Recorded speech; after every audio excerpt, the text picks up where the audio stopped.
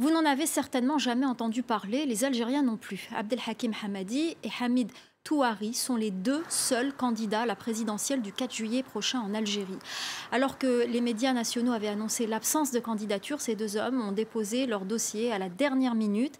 Reste à savoir si le Conseil constitutionnel les validera. Pour en parler avec nous sur ce plateau, Aïssa Rahmoun, avocat et vice-président de la Ligue algérienne de défense des droits de l'homme. Merci beaucoup d'être avec nous sur ce plateau. Alors cette situation est inédite, deux candidats à la présidentielle. Ils déposent leur dossier à la dernière minute. Pensez-vous qu'il y aura une élection présidentielle le 4 juillet prochain en Algérie ? Bonsoir. Tout d'abord, au-delà du fait que les candidats ne sont pas connus au niveau de la classe politique, je pense qu'il y a une tentative de banaliser l'acte politique en lui-même, de banaliser une élection présidentielle. Je ne pense pas qu'il y aurait élection présidentielle le 4 juillet, comme indiqué par le calendrier électoral. D'une part, on a un chef de l'état-major qui s'entête de rester dans le cadre constitutionnel, ce qui arrange les affaires du système du pouvoir en place. Et d'une autre part, on a tout ce peuple, on a les Algériens qui ne veulent pas que ces élections soient tenues dans des conditions qui ne sont pas favorables à une véritable élection présidentielle. Il faut savoir que le peuple algérien est dans sa logique, non seulement le peuple, la classe politique, la société civile, c'est toute cette ambiance. Il y a plus de 400 mairies qui refusent d'organiser ces élections. Il y a aussi des magistrats, des présidents d'APC, des magistrats, des juges aussi des qui refusent de réviser les listes électorales. Effectivement, et qui appellent solennellement, les syndicalistes aussi, à une période de transition politique et démocratique. Alors justement, est-ce qu'il faut, vous parler de ce chef d'état-major Ahmed Gaïd Saleh qui veut rester dans le cadre constitutionnel avec notamment cet article 102, etc. Mais est-ce que vous qui êtes avocat, qui êtes juriste, est-ce que vous pensez qu'on peut sortir de la Constitution, qu'il faut sortir de la Constitution? Est-ce qu'il faut une solution politique? Tout d'abord, il faut savoir que la Constitution a été tout le temps violée en Algérie, qui a eu jamais respect de constitution. Faire appel à l'application de l'article 102 n'était qu'une façon de dévier le débat national, de dévier la révolution nationale. Je dirais que si le chef de l'état-major, en s'appuyant sur l'article 7, 8, 28 et 102 de la Constitution, le peuple est la source du pouvoir, n'a fait qu'appeler les mécanismes de l'article 102 réellement.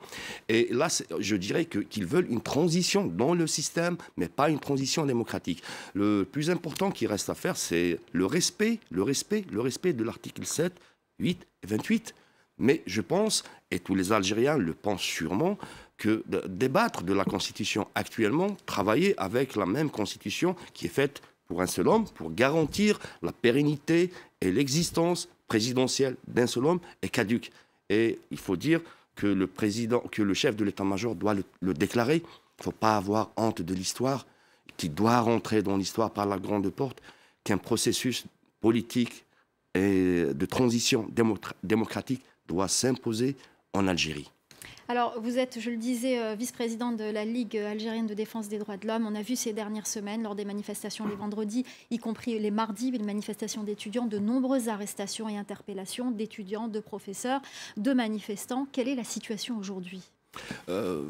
Écoutez, depuis le début, il y avait des arrestations, il y avait des intimidations, même dans des corps, dans des associations, dans des organisations de la société civile.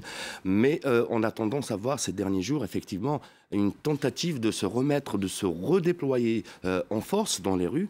Il faut rappeler aussi qu'il y a plusieurs détenus d'opinion, dans le cas Rarmoul, qui était emprisonné pour avoir brandi une pancarte qui était contre le 5e mandat. Il y a Dr Kamaldin Fkhar de Rardaya et son co-détenu qui sont aussi actuellement en prison et qui sont à leur 46e jour de grève de la faim dans un état de santé très, très critique.